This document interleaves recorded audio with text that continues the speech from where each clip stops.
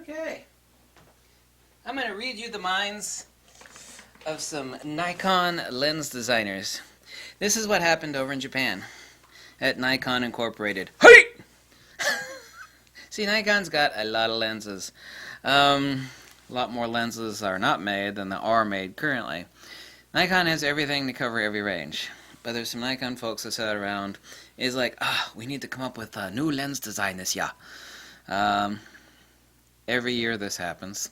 Some of them are egotistical statements, kind of like the 105mm f1.4.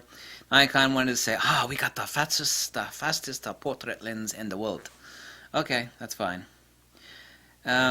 Boutique lenses. Currently, Nikon has 3 boutique lenses. Here's Johnny. Here's one of them. This is a 300mm f4.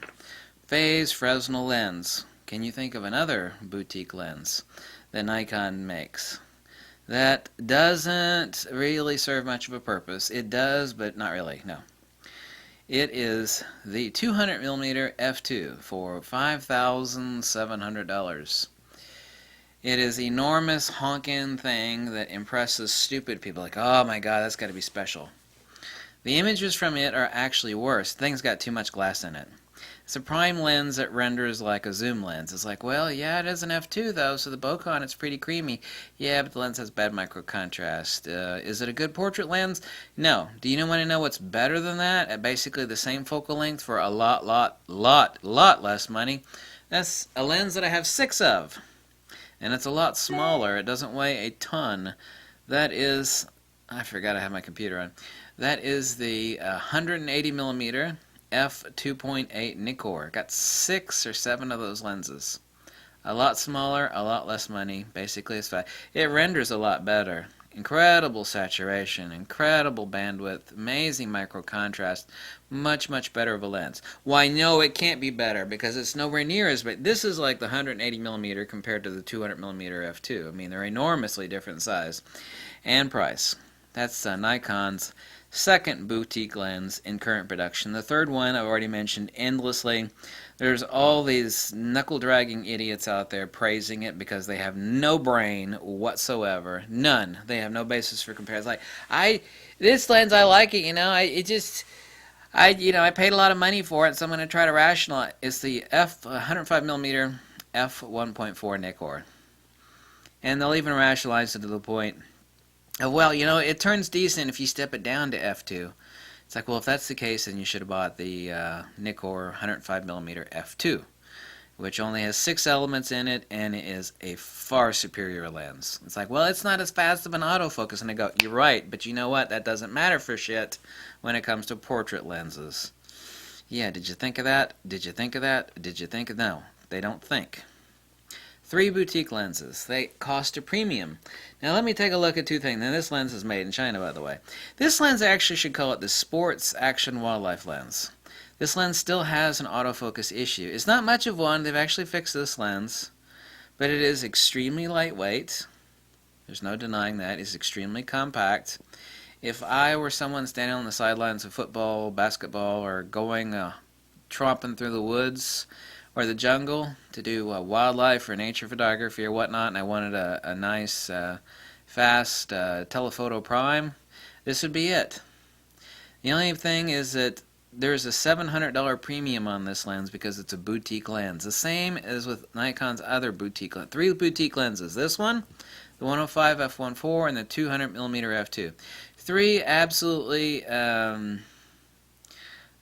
redundant, absurd, high niche. Now, you have to ask the question, well, does Nikon actually have another telephoto fast prime that's ultra lightweight and compact like this one? And the answer to that is no. So does this fill a hole? Yeah, but not much of one, and certainly not for that price. Absolutely not. However, if I was a person, like I said, doing sports action, or traipsing through, pushing my way through the brush in the jungle, this would be the lens I'd choose. I would not buy this lens for any other reason. There's just no way in hell that you can rationalize the purchase of this absurd lens. No way.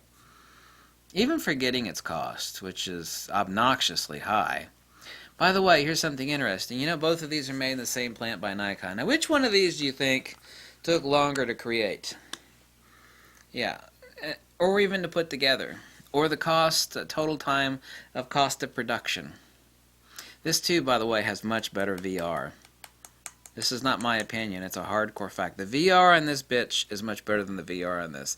This is a little bit faster, this is a little bit slower, but not by much. It's driving, you know, the VR, and the autofocus, the driven, is larger than on the 300, so there are many things that influence autofocus, tracking speed, acquisition.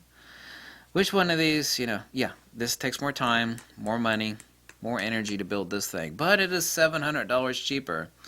This is one of those entry lenses.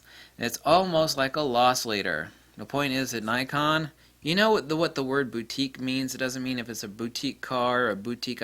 Boutique means is that it has an extra normal cost tacked onto the top of it, because not many of them are going to sell, and it is a signature piece meant for a select few people that have ultra niche desires, which is what this lens is for. This is not a general purpose lens. That 300mm too, by the way, for bird shooting and wildlife, which a lot of people actually post bird pictures with 300mm f4. It should be most people posting pictures of sports, sideline sports with this lens, not birding.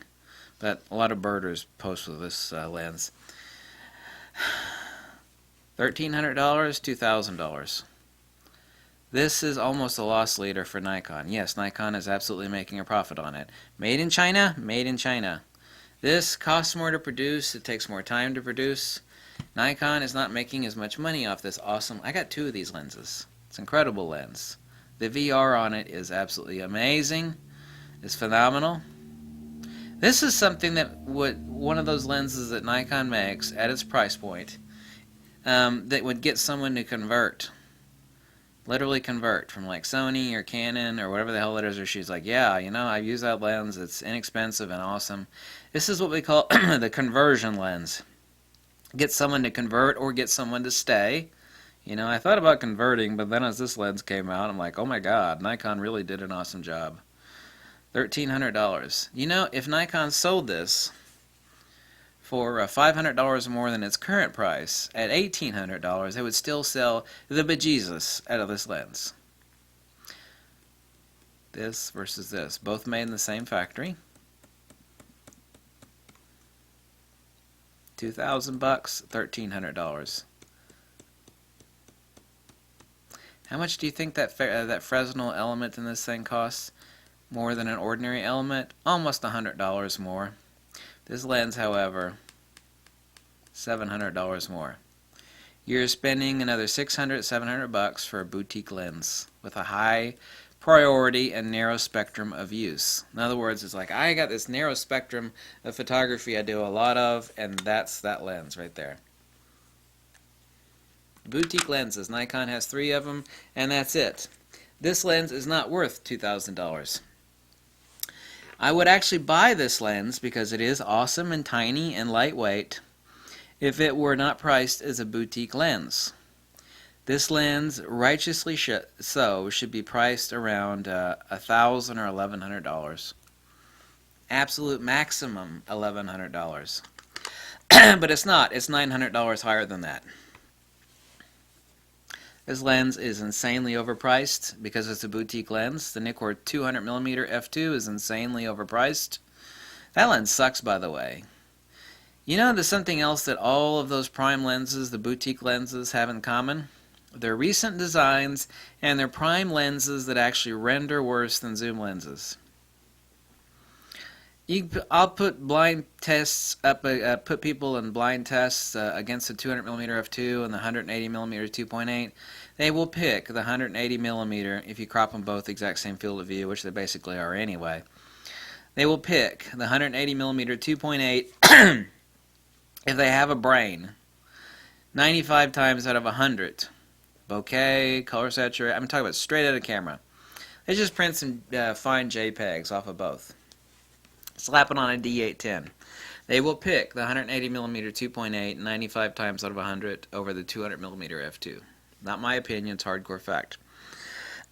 All 3 of those boutique lenses, of which this is one, render worse than a prime lens. They do have unique properties. They do have unique niche uses, but they are poor value Nikkor lenses. Not just poor, they're very poor. The 200mm f2, by the way, is the poorest value Nikkor lens that Nikon makes. The next worst is the 17-35 f2.8. That's second worst value. That lens actually has plastic elements in it, composite elements. That lens is absolutely horrible. Excuse my coughing. Thanks for watching. So that's the inside story on some Nikkor lenses. One word, boutique. That's exactly what it is.